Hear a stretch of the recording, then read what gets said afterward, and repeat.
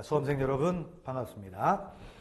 자, 이번 시간은 이제 우리 판례 마지막 시간이죠. 자, 그래서 마지막 파트인데 29페이지에 가보시면 이제 재판, 상소 뭐 이렇게 돼 있는데, 자, 1번이 원래 재판 파트라고 했죠. 그래서 상소 등의 절차부터 갑니다. 그래서 2번부터 가는데요. 자, 2번은 뭐냐면 우리 상소권 회복 청구라는 게 있습니다. 상소권 회복 청구에서. 상소권 회복 청구는 어떤 거였습니까? 상소 제기 기간 내에 상소를 제기했다, 제기하지 않았다, 제기하지 않았어요. 그런데 거기에 대해서 책임질 수 없는 사유가 있다. 그러면 예외적으로 다시 상소를 받아주는 거. 이것을 상소권 회복 청구라고 했는데, 그러면 우리 이 책임질 수 없는 사유가 뭐냐?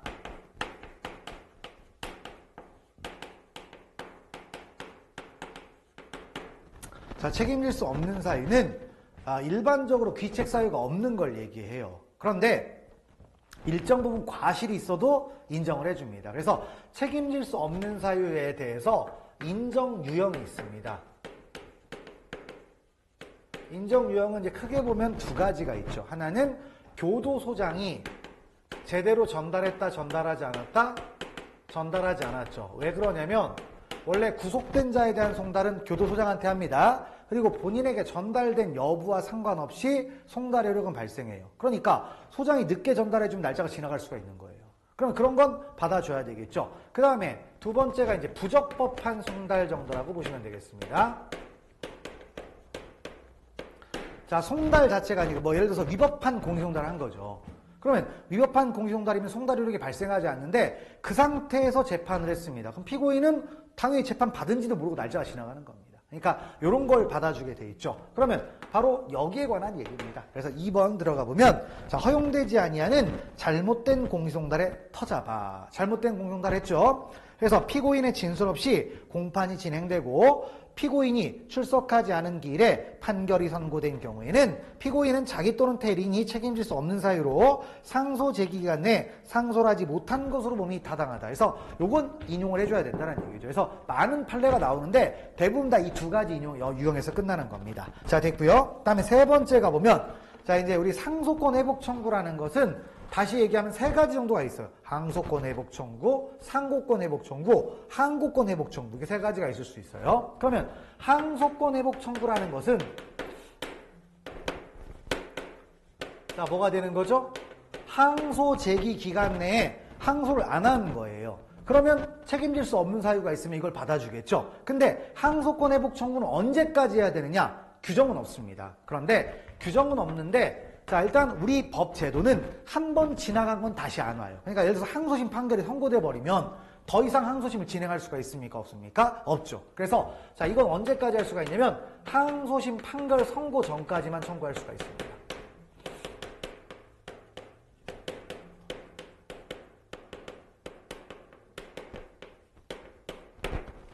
항소심 판결 선고 전. 그러니까 항소심 판결이 이미 선고되어 버리면 더 이상 되돌아갈 수가 없어요. 그러니까 늦게 항소심 판결이 선고된 다음에 항소권 회복 청구를 했다. 안 받아준다는 겁니다. 자, 그래서 자, 읽어봅시다. 항소심 판결이 선고된 사건에 대하여 제기된 항소권 회복 청구는 항소권 회복 청구의 원인에 대한 판단에 나아갈 필요 없이 결정으로 뭘 하게 돼 있다? 기각한다. 왜? 부적법한 항소권 회복 청구가 되는 거니까 받아줄 필요가 없다는 얘기죠. 그래서 읽어보시면 되겠고요. 넘어가시면 되겠습니다. 자, 그 다음에 이제 4번으로 가보면, 자, 4번은 이제 뭐냐면, 기본적으로 이제 상소권 회복 청구, 상고권 회복 청구인데, 상고권 회복으로도 갈 수 있지만 다른 방법도 있다. 뭐 이런 취지인데요. 어떤 얘기냐? 일단 4번은 무슨 얘기냐면, 이런 겁니다. 일단 궐석재판, 소촉법상 궐석재판을 받아요.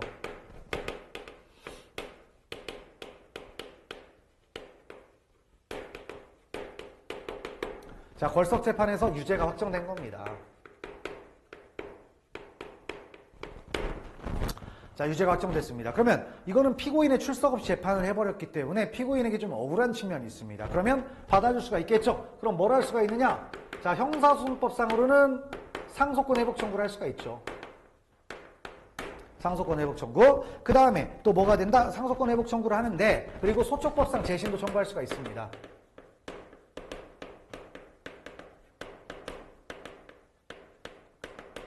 청구를 해요. 근데 이 상소권 회복 청구를 할 때 사유가 있어야 될 거 아니에요. 그러면 바로 뭐가 됐다? 여기 재심.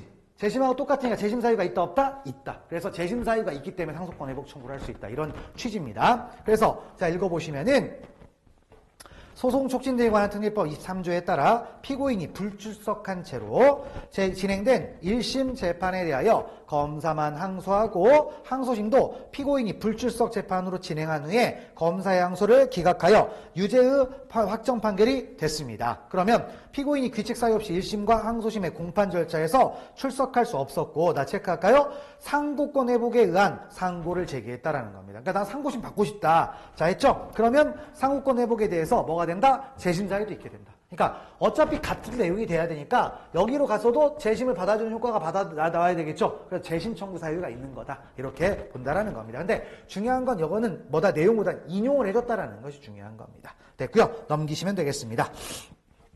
자, 그 다음에 이제 5번은 무슨 얘기냐? 자, 우리 항소심의 특칙이 있죠. 항소심에서도 피고인 출석해야 됩니까? 안 해야 됩니까? 출석을 해야 돼요. 근데 이제 피고인이 자 뭐가 됩니까? 자, 일단 처음에 피고인이 출석을 만약에 안 했어요. 그러면 어떻게 합니까? 자, 다시 기일을 정하죠. 그리고 또 출석을 안 했어요. 그러면 그때 뭐가 된다? 피고인의 진술 없이 재판할 수가 있는 거죠.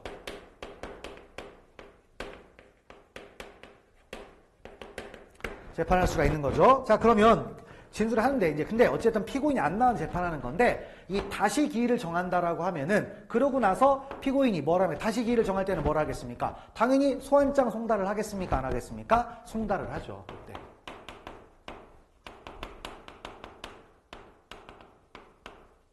송달을 할 거 아닙니까? 그 소환장 송달이 적법해야 되잖아요. 근데 꼭 소환장 송달 방법만 있느냐라는 얘기예요. 다른 방법도 있다 없다? 있다라는 그런 취지입니다. 그래서 자, 한번 읽어보시면은 항소심이 피고인이 불출석한 상태에서 그 진술 없이 판결하기 위해서는 피고인이 적법한 공판기일 통지를 받고서도 2회 연속으로 정당한 이유 없이 출석하지 않은 경우에 해당합니다. 여기까지 맞습니다. 자, 근데 이때 적법한 공판기일의 통지, 난 소환장 송달 및 소환장 송달의 의제의 경우에 한정이 되느냐? 한정되는 건 아니다. 이거 말고도 더 있다. 한정되지 않고 뭐예요? 공판기일의 변경 명령을 송달받은 경우도 포함된다, 안 된다? 된다. 왜? 날짜 바뀌었다라는 거 알려준 거잖아요. 그럼 이것도 소환장 송달과 동일한 효력이 있다 없다? 있다라는 거죠. 그래서 그런 취지를 알아두시면 되겠죠. 자, 넘어가시면 되겠고요. 다음 6번 판례를 보시면 자, 6번은 어떤 얘기냐? 일단 우리가 항소는 원래 누구에게만 효력이 있습니까? 항소한 피고인에게만 효력이 있어요. 그런데 소송 경제적인 측면에서 뭐가 있죠? 바로 항소한 공동 피고인에게 공통이 됩니다.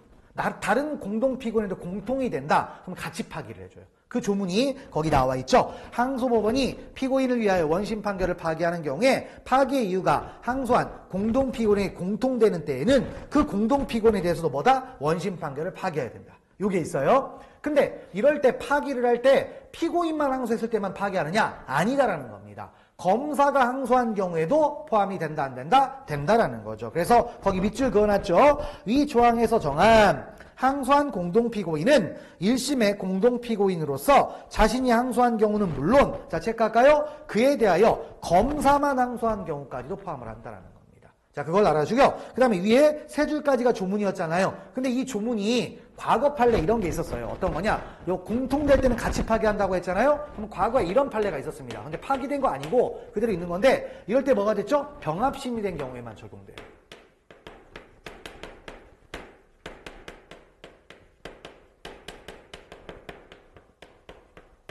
적용됐다. 이런 판례가 있었습니다. 그러니까 자 뭐죠? 항소법원이 피고인을 위하여 원심 판결을 파기하는 경우에 파기 이유가 항소한 공동피고인에 공통되는 때에는 그 공동피고인에 대해서 원심 판결을 파기해야 한다. 있죠? 이게 언제 적용된다? 병합심리 됐을 때만. 따로따로 심리할 때는 적용된다, 안 된다? 안 된다라는 취지의 판례가 하나 있었어요. 근데 이제 그 다음 내용으로 나온 게 뭐다? 규정은 어디에도 적용된다? 검사만 항소에도 적용된다라는 겁니다. 새로운 판례. 그래서 그런 걸 기억하시면 되겠고요. 넘어가시면 되겠습니다. 다음 7번째. 7번째는 뭐냐면 우리가 상고 이후에 자 10년 이상이 선고됐을 때 양형부당을 주장하면서 상고할 수 있는 이유가 있습니다. 근데 10년 이상이면 중형입니까? 경환형입니까? 중한 거잖아요. 그렇기 때문에 이건 누구만이 주장할 수 있다? 피고인만 주장할 수가 있어요. 그래서 검사는 10년 이상 선고됐는데 형이 너무 가벼워요. 이거 못합니다.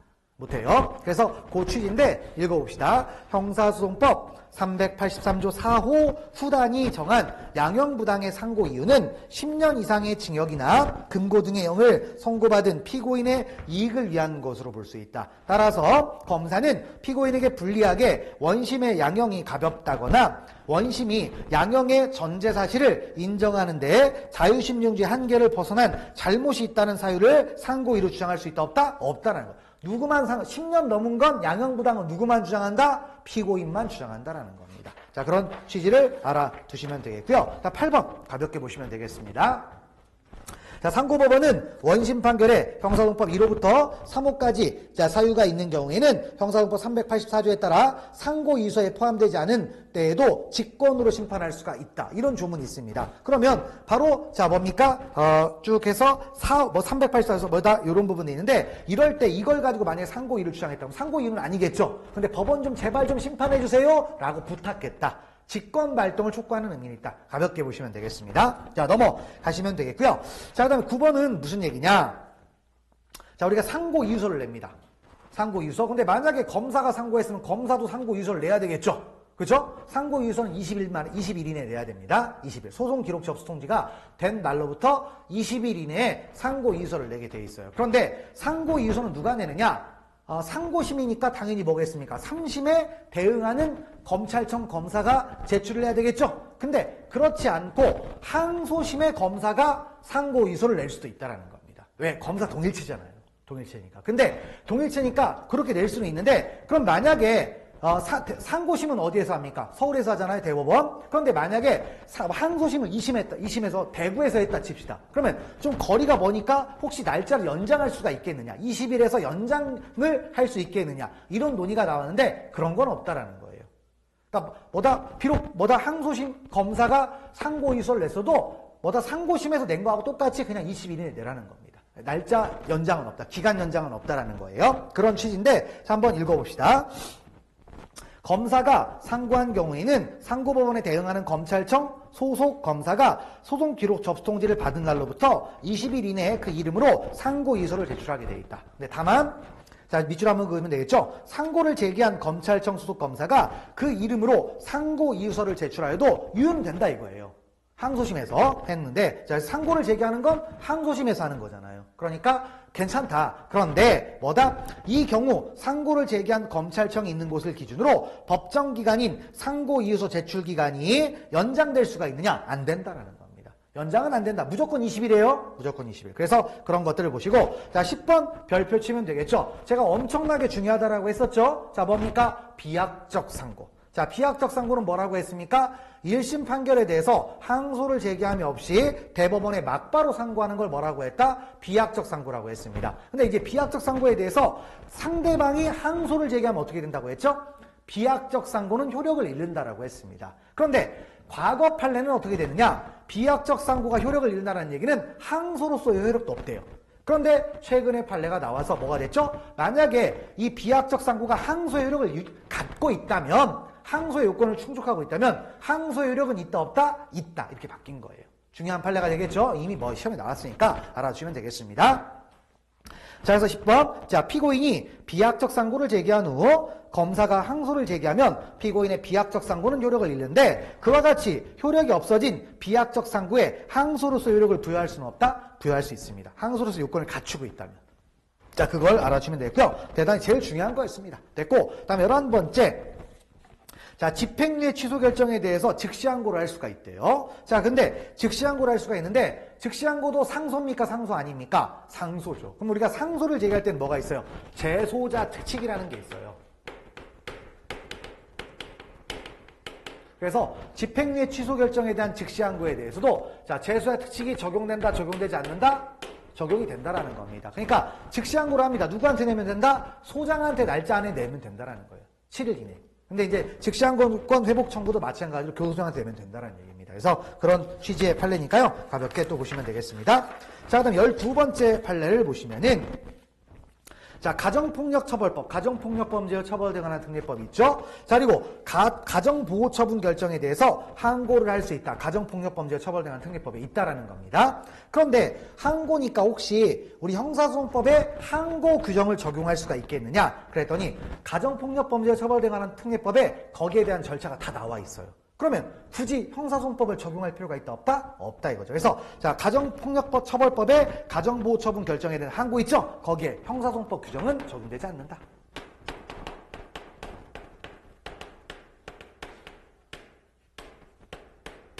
적용되지 않습니다. 자, 그걸 알아주시면 되겠죠. 자, 넘어가시면 되겠습니다. 자, 그다음 13번째 가보시면요. 13번째는 이제 뭡니까? 준항고입니다. 그러니까 수사 과정에서 우리가 불만이 있어가지고 검사나 사경 처분에 불만이 있어서 준항고를 제기할 수가 있었잖아요. 근데 이 준항고는 일반적인 소송과 다르다 이거. 우리가 형사소송은 뭡니까? 검사 피고가 싸우잖아요. 근데 그런 게 아니다라는 겁니다. 그런 게 아니니까 법원이 개입을 해야 되겠죠? 자, 그 표현입니다. 그래서 읽어보시면은 준항고인이 불복의 대상이 되는 압수 등에 관한 처분을 한 수사기관을 자, 체크할까요? 제대로 특정하지 못하고 있습니다. 자, 그러면 그리고 준항고인 특정한 수사기관이 해당 처분을 한 사실을 인정하기 어렵다는 이유만으로 자, 이유가 있습니다. 그러면 준항고 법원은 이 준항고를 기각해야 되느냐? 아니다 이거죠. 왜? 대신 구조가 아니다라는 겁니다. 법원이 나서는 거예요. 그럼 어떻게 해야 됩니까? 부족하면 법원이 나서서 준항고 법원이 나서서 이걸 명확하게 해주라는 겁니다. 그래서 그런 취지니까 알아두시면 되겠죠. 그래서 밑줄을 가보겠습니다.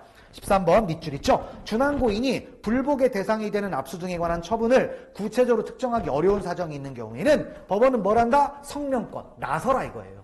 나서서 준항고인에게 불복하는 압수 등에 관한 처분을 특정할 수 있는 기회를 부여하여야 된다, 안 해야 된다? 해주게 돼 있다. 그래서 2번 뭐 이런 얘기입니다. 쉽사리 배척하면 안 된다는 얘기입니다. 자, 넘어가시면 되겠습니다. 자, 그래서 이제 준항고에 관한 이야기였고요. 그 다음 14번째는 이제 재심에 관한 이야기입니다. 근데 우리가 재심 청구를 했는데 재심 청구가 이제 기각이 됐어요. 그러면 기각이 되면 누구든지 동일한 이유로 재심을 청구할 수 있다 없다? 재심을 청구할 수 없다라고 되어 있습니다. 근데 이 규정은 언제 적용되는 거냐면 재심을 청구했는데 법원이 재심 사유가 없다고 판단을 해서 기각된 경우에 적용되는 겁니다. 그런데 재심이 처음에 부적법해서 방식이 잘못돼가지고 기각을 했어요. 그러면 다시 재심 청구를 할 수 없느냐? 할 수 있습니다. 보정하면 가능한 거예요. 심사 안 들어갔기 때문에. 자, 그래서 14번 가보시면 법률상의 방식을 위반한 재심 청구라는 이유로 기각 결정이 있더라도 청구인이 이를 보정한다면 다시 동일한 이유로 재심을 청구할 수 있다 없다? 청구할 수 있다라는 거니까 본안 심리를 들어가서 그러니까 재심 개시 절차 들어가서 여기에서 재심 사유 없네 기각했어요. 그러면 재심 청구를 못 한다는 얘기죠. 하지만 부적법하다고 해서 잘못됐어 기각했습니다. 그러면 이건 보정한 다음에 다시 청구할 수 있다는 거예요. 그래서 그런 취지를 알아두시면 되겠습니다. 자, 넘어가시고요. 자, 그 다음에 15번은 과연 여러분들 시험범인지 아닌지가 좀 헷갈립니다. 헷갈리면 일단 써놔야 되겠죠. 그래서 이제 어떤 얘기냐면 바로 우리 제주 4.3 사건 있잖아요. 근데 4.3 특별법이 있습니다. 4.3 특별법 있어요. 그래서 뭐 진실화위원회 뭐 이런 거 있는데 그냥 4.3 특별법이라고 쓰겠습니다. 자, 4.3 특별법은 뭐냐면 결국엔 이 4.3 사건에서 과거에 억울하게 이제 돌아가신 분들을 구제해주기 위한 법입니다. 그러면 거기에서 만약에 유죄 판결 받으신 분들이 있다면 재심 청구를 좀 쉽게 해주자라는 거예요. 그래서 자, 어떤 얘기냐면 4.3 청구에서 쭉 뭡니까? 자, 여기서 특별법에서 희생자로 결정이 됐어요. 희생자로 결정된 분이 있죠? 그러면 결정된 분은 자, 여기에 대해서 재심을 청구할 수가 있습니다. 재심 청구를 하는데 어디에서 하느냐? 법원이 정해져 있어요. 그래서 어디에서 한다? 제주지방법원입니다.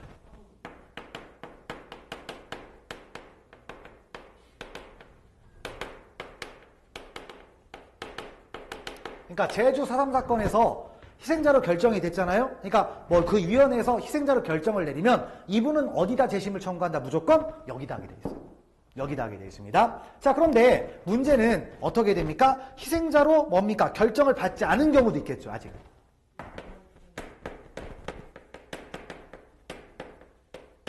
결정이 안 된 분이 있습니다. 근데 이분도 구제 받고 싶을 거 아니에요? 그러면 여기 사람도 재심을 청구합니다. 그럼 어디에다 하느냐?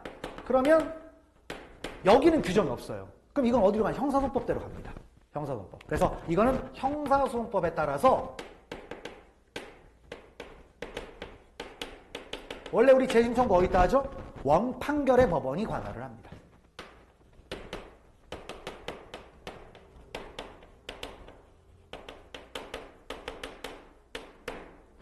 그러니까 희생자 결정을 못 받으신 분 있죠? 근데 그분이 만약에 제주도에서 만약에 유죄 판결 받았다. 그럼 제주도에서 하면 돼요. 근데 또 올라가가지고 광주지방법원에서 자보다 유죄가 나왔다. 그러면 광주지방법원에다 하면 된다는 얘기입니다. 그런 식으로 가는 거예요. 근데 자보다 희생자로 결정된 사람은 무조건 여기다가 한다. 이거. 차이점이 이거예요. 차이점이. 그래서 가볍게 보시면 되고요. 이게 형사소송법 영역인지 좀 애매합니다. 애매하면 항상 우리는 다 끌어서 써야 되니까 판례 한번 가볍게 보라는 겁니다. 자, 됐고요. 넘어가시면 됩니다. 그 다음에 16번째 판례는 예전에 이런 판례가 나왔는데 똑같이 또 나왔습니다. 자, 어떤 얘기냐면 정식 재판, 약식 명령이란 불복으로 뭘 할 수가 있습니까? 정식 재판을 청구할 수가 있죠. 근데 정식 재판 청구할 때 상소는 아니지만 우리 형사소송법에서 항소 규정을 갖다 써요. 그럼 이제 항소 규정을 갖다 쓰니까 뭘 해야 됩니까? 정식 재판 청구서 방식 다 지켜야 되겠죠? 근데 만약에 안 지키면 뭘 해야 됩니까? 기각을 시켜야 돼요. 그래서 만약에 도장 같은 거 잘못 찍혔으면 다 기각을 해야 되는데 법원 공무원이 실수로 받아줬습니다. 그래도 기각을 하는 겁니다. 그래도 기각을 해라. 이런 취지입니다. 그래서 자, 한번 읽어봅시다. 정식 재판 청구서에 청구인의 기명 날인 또는 서명이 없다면 법령상의 방식을 위반한 것으로서 그 청구를 결정으로 기각하여야 한다. 그러나 정식 재판의 청구를 접수하는 법원 공무원이 청구인의 기명 날인이나 서명이 없음에도 불구하고 그 이에 대한 보정을 구하지 아니하고 적법한 청구가 있는 것으로 오인하여 정식 재판 청구서를 접수했습니다. 그래도 마찬가지라는 거예요. 그래도 기각해라는 겁니다. 그래도 기각해. 근데 자, 그러면 이제 뒷얘기가 문제가 되죠. 근데 법원 공무원 잘못해가지고 기각을 당했습니다. 결과도 날짜 지나서. 억울합니까? 안 억울합니까? 억울하죠. 그러면 그럴 때는 뭘 하냐면 그럴 때에는 정식 재판 청구권 회복을 하라는 거예요.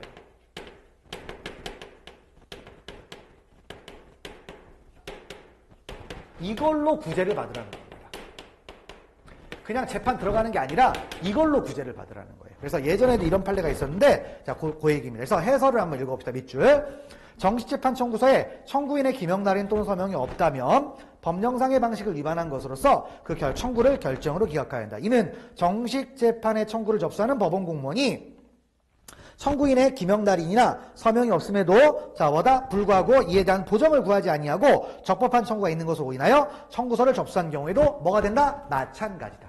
마찬가지. 그리고 그러나 법원 공무원의 위와 같은 잘못으로 인하여 적법한 정식재판 청구서가 제기된 것으로 신뢰한 피고인이 정식재판 청구 기간을 넘기게 되었다면 이때 피고인은 자기가 책임질 수 없는 사유로 청구 기간 내에 정식재판을 청구하지 못한 때에 해당하여 정식재판 청구권의 회복을 구할 수가 있다. 요걸로 구제받으라는 얘기예요. 그래서 그런 취지를 알아두시면 되겠습니다. 그래서 정식재판 청구 됐고, 그 다음에 17번째부터는 뭡니까? 배상명령이네요. 자, 우리 배상명령은 뭐였죠?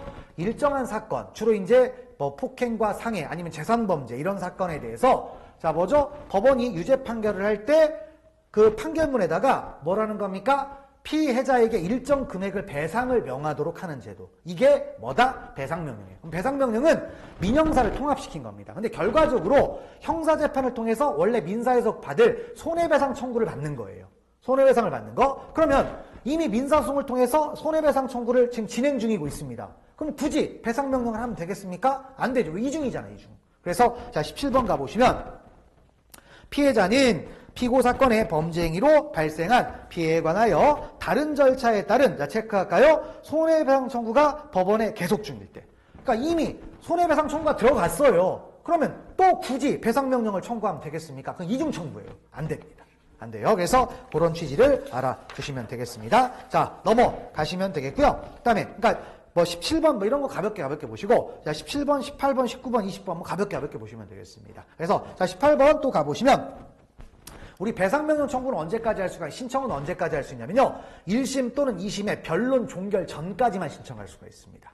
변론 종결 전. 그러니까, 변론이 종결된 이후에 신청하면 받아줍니까? 안 받아줍니까? 안 받아줘요. 그래서 자, 18번 들어가 보면 1심 법원으로서는 공판 절차의 진행이나 배상 신청에 대한 결정을 함에 있어 피해자의 배상 신청이 소송 촉진법이 정한 나머지 요건을 갖추었으나 변론 종결 후에 접수되었다는 이유로 이를 각하하는 경우 피해자가 더 이상 배상명령 제도를 통해서는 자, 체크할까요? 구제받을 수 있다 없다? 없어요. 늦었어요.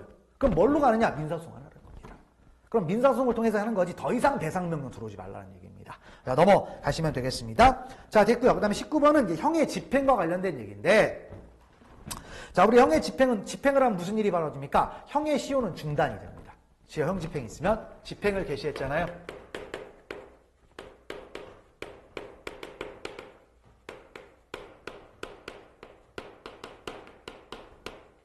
근데 중단이 된다는 얘기는 뭐죠? 이제 멈춰 있다. 공소시효가 뭐다? 형의 시효가 멈추잖아요. 그리고 사유가 없어지면 다시 처음부터 진행을 하는 건데, 그러면 그 집행이 있었다라는 것만 있으면 되니까, 자, 일단 그 다음부터 내용을 봅시다. 피압류 채권이 법률상 압류 금지 채권에 해당합니다. 압류하면 안 돼요. 압류하면 안 됩니다. 그런데 재판으로서 압류 명령이 당연무효는 아니다. 압류를 하라고 명령을 했으면 무효는 아닙니다. 그러면 자, 체크할까요? 즉시 항고에 의하여 취소되기 전까지 여전히 집행하고 있는 거라는 거예요. 여전히 집행하고 있는 거다. 그래서 역시 추징형의 집행이 계속되고 있는 것으로 봐야 된다. 집행이 계속되니까 여전히 시효 중단 효력은 계속해서 진행하고 있다, 안 하고 있다? 진행하고 있다라는 겁니다. 그런 취지에 그냥 가볍게 보시면 되니까, 자, 뭐다 법원이 집행명령을 내렸잖아요. 내렸으면 물론 잘못된 걸 했지만 그게 취소되기 전까지는 여전히 유효다라는 거죠. 그래서 가볍게 보시고, 그 다음에 20번째는 우리 형사보상과 관련된 얘기인데요. 형사보상은 어떤 겁니까? 무죄 판결 받았어요. 무죄 판결 받았으면 무죄 판결에서 구금된 사람들 있잖아요. 무죄 판결이 있을 때까지 구금되었던 걸 보상을 받는 건데, 특이한 것은 그 형사보상 및 명예보호에 관한 법률에 들어가 보면 무죄 판결이 아니라 면소나 공소기각 판결을 받았을 때에도 만약에 이런 사유가 없었다라면 무죄를 받았을 현저한 사유가 있다. 그럼 형사보상을 해줍니다. 형사보상을 해주는데 기간이 문제가 되겠죠. 그 기간과 관련된 판례가 나온 겁니다. 그래서 한번 읽어보시면, 면소 또는 공소기각의 재판이 확정된 이후에 비로소 해당 형벌법령에 대하여 위헌, 무효 판단이 있는 경우 등과 같이 면소 또는 공소기각의 재판이 확정된 이후에 무죄 재판을 받을 만한 현저한 사유가 생겼다고 볼 수 있는 경우에 이제 체크할까요? 해당 사유가 발생한 사실의 안날로부터 3년, 해당 사유가 발생한 날로부터 5년, 이겁니다. 그러니까 뭐냐면 원래 무죄 판결 받으면 무죄 판결 있으면 안날로부터 3년, 그다음에 무죄 판결이 확정된 날로부터 몇 년? 5년. 3년 5년이거든요. 그 사유를 갖다 쓰는 거예요. 그 사유를 갖다 쓴다. 그런 취지였습니다. 그래서 이렇게 판례를 알아주시면 되겠습니다. 그래서 이제 판례들을 쭉 봤고요. 그다음에 이제 원래는 계획이 없었는데 우리 이제 회원님들이 댓글에다가 수사 준칙 문제 좀 넣어주세요 막 한 겁니다. 그래서 쥐어짜가지고 6문제 만들어놨습니다. 그래서 한번 가볍게 보시면 되겠습니다. 그래서 우리 준칙 문제에 조문들 꼼꼼하게 읽어보세요. 분명히 나올 겁니다. 나올 건데 문제가 이제 그러고 나서 좀 자신감이 떨어진다. 문제 한번 풀어보시면 됩니다. 요 정도 선에서 나올 건데 5번, 6번 문제가 조금 더 중요한 거예요. 그래서 이제 그런 것들인데요. 가볍게 한번 봅시다. 1번부터.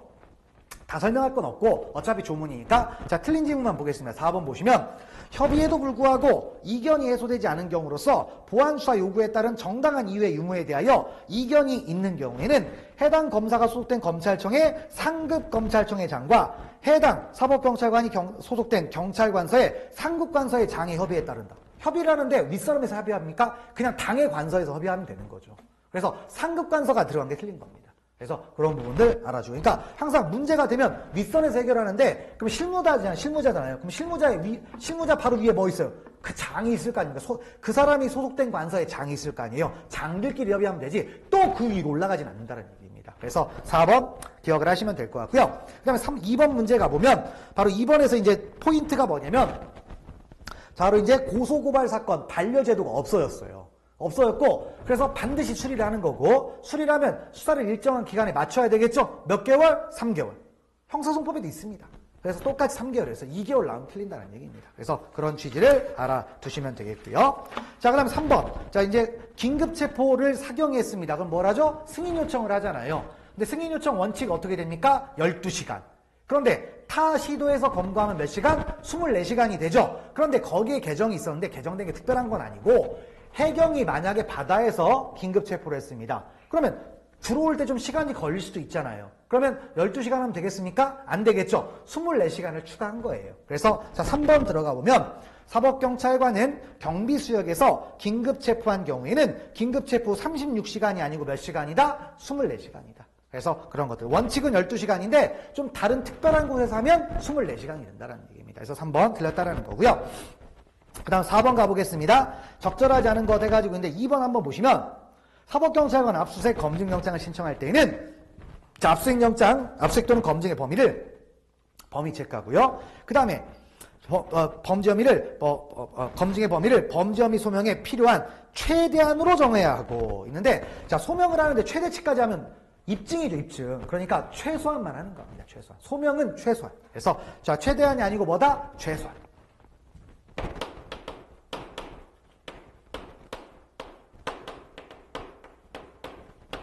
이 정도 이제 기억하시면 되겠습니다. 그리고 나머지 역시 한번 가볍게 읽어보시고요. 자, 그다음에 5번 가보면 이 보완수사 요구, 그 다음에 6번에 재수사 요청 있죠? 이 부분이 좀 개정이 조금 의미가 있는 것들이에요. 그래서 가보시면은, 자, 이제 보완수사 요구, 예전에는 이제 보완수사 요구를 했어요. 그러면 사경이 거기에 따르겠죠. 그래서 요구를 한 다음에 이제 보완수사 요구를 할 때 어떻게 했습니까? 검사가 직접 보완수사 했습니까? 아니죠. 과거에는 경찰한테 보완수사를 요구하는 게 원칙이었어요. 그런데 이제 준칙이 바뀌면서 어떻게 됩니까? 일단 둘 다 할 수 있어요. 경찰에게 맡길 수도 있고 자기가 직접 보완수사를 할 수도 있습니다. 그런데 특정한 사건은 그냥 검사가 직접 보완수사하는 게 원칙입니다. 그래서 이제 그게 들어간 건데요. 자, 1번 가보겠습니다. 송치 사건의 공소제기 여부 결정에 필요한 경우로서 사건을 수리한 날부터 1개월이 경과했습니다. 그러니까 보완수사 요구하려고 1개월이 경과했죠? 그러면 자, 사경에게 보완수사 요구하는 것을 원칙으로 하느냐? 1개월 지났잖아요? 그럼 검사가 직접 보완수사하는 걸 원칙으로 합니다.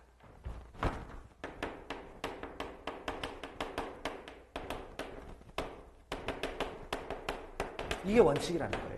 그래서 그런 부분들을 기억을 하시고, 거기 조문들 나와 있죠? 그래서 직접 보완수사 요구할 수 있는 경우가 몇 가지? 4가지 있다. 요거 꼭 체크하시고요. 가시면 됩니다. 그리고 그 1번에 나와 있는 조문 꼭 체크하시면 되겠습니다. 이런 것들이 중요한 것들이 됩니다. 자, 그다음 6번 재수사 요청 이제 가보시면 뭐 있죠? 그래서 원래 재수사 요청은 어떻게 됩니까? 90일 동안 판단을 해서 자, 뭐다? 문제가 없으면 그대로 반환하면 끝나는 거고, 문제가 있다고 판단, 위법 부당하다면 재수사 요청을 하는 거였죠. 근데 그 재수사 요청을 하는데 과거에는 재수사 요청을 해서 사경이 언제까지 이걸 끝내야 된다는 규정이 없었다는 겁니다. 그 규정을 만들었다. 그래서 2번 보시면 사법경찰관은 재수사 요청이 접수된 날로부터 2개월 이내에 재수사를 마쳐야 된다. 3개월입니다.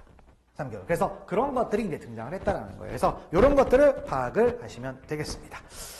자, 이렇게 해서 이제 드디어 대장정을 마무리를 했습니다. 그래서 판례 이제 특강까지 쭉 했죠. 그래서 시험이 이제 임박했습니다. 그러면 여러분들 뭐 이제 여기 판례를 봤는데 아는 것들 있으면 다 제끼면 됩니다. 그래서 모르는 것 위주로 간단하게 보시고요. 가시면 될 것 같습니다. 그래서 충분히 이제 뭐 지금까지 2년 정도 판례를 가지고 하니까 최신 판례는 웬만한 건 여기서 다 커버할 수 있으니까 잘 확인하시면 될 것 같습니다. 그리고 준칙 문제도 있으니까 꼭 확인을 하시면 될 것 같습니다. 그래서 한번 빠르게 있고요. 시험장 들어가면 어지간하면 다 맞출 수 있어요. 네, 그런 것들을 생각을 하시면 되겠고, 자, 이제 자신감을 가지고 시험이 얼마 안 남았는데 자신감이 되게 중요합니다. 너무 쫄지 마시고요. 이런 거 막 나오면 어떻게 하지 이런 고민하지 마십시오. 자기를 믿고 충실하게 하시면 분명히 좋은 결과가 있을 겁니다. 자, 그래서 여러분들 응원을 기원하면서 강의를 마무리하도록 하겠습니다. 자, 수고하셨습니다.